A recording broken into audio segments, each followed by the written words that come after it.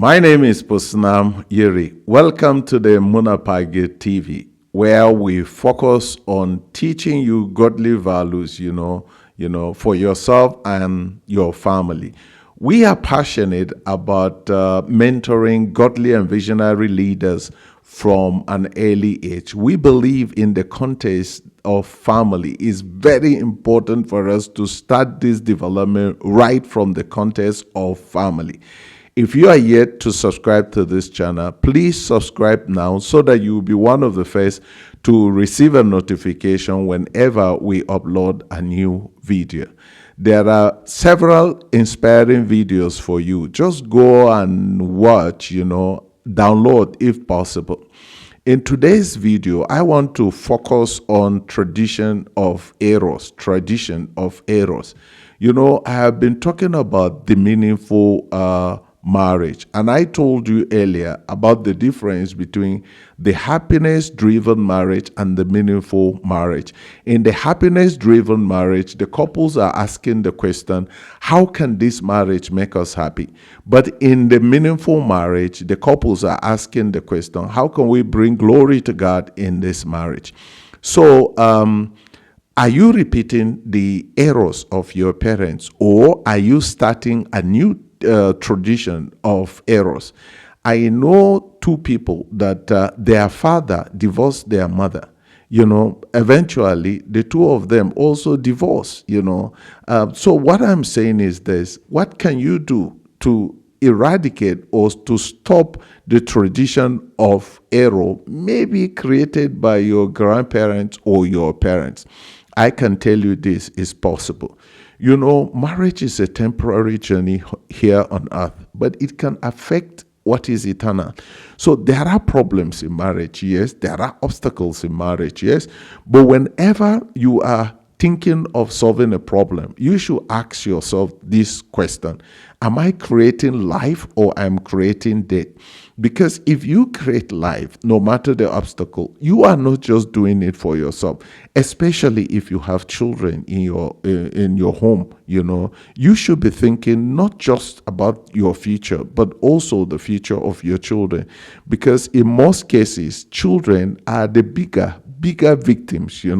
They may not be able to tell you this, but they are the bigger victims.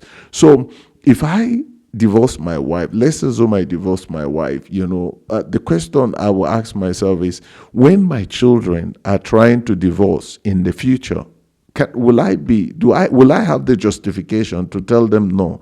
So you see, stop it. Stop creating a tradition of error. It's not just in the area of divorce. If you are unfaithful in marriage, would you want your children to be unfaithful in marriage too? If you don't want your children to be unfaithful in marriage, then stop the tradition. They are watching you. They know some of the things you are doing. And before you realize it, when they find themselves in the same position you are, they will repeat the errors because they may think it is the standard. What is it that you are doing in marriage today that you don't want your children to imitate, or you don't want your children to copy? I'm telling you, they are watching you. And if they are watching you, it means eventually they will imitate you. Like the two people I know, their father divorced his wife, and he didn't know that the two of his children will repeat his error, will continue in that tradition, and that is not the end of it. That may not be the end of it. So you have to look at yourself and say, well, even though I am really hot, even though right now I'm thinking of cutting it off, but what kind of tradition am I going to create by cutting it off? What kind of children am I going to raise if I kill this thing right now? It is not easy. It is painful. Sometimes you weep when you are hot. Sometimes you feel frustrated when you are hot. But you have to understand that in the meaningful marriage, you focus on God. Help me, guide me. How can I glorify you in this marriage? And I'm telling you the truth. If you avert the tradition of error, the Lord will help you to know how to handle the issue. But I don't want you to become a victim. I don't want your children to imitate you, because if your children imitate you, it is possible for your grandchildren to imitate your children too. So it's very important for us to understand that this is a temporary journey. One day, in peace or in war, we will not be here. One day you and your spouse will not be together. But now that you are together, I'm not talking about divorce, I'm talking about the end of marriage. One day, when you leave this world, your union will come to an end.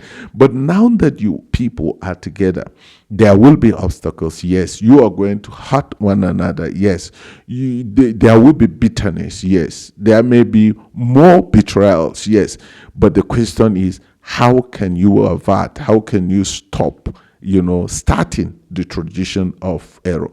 I want to thank God for my parents. My parents left behind a wonderful tradition for us. For me, I don't want to create a new tradition. I don't want to create a tradition of error. I want to continue with my parents' godly legacy. Because if I do so, my children are also watching me. They will also do the same thing by the grace of God. So this moment, as I conclude, I will ask you these two important questions. Number one, have you, started a tradition of error? Number two, can you stop it? Yes, you can. You may not be able to stop it by your own strength, but I can assure you, God is there to help you.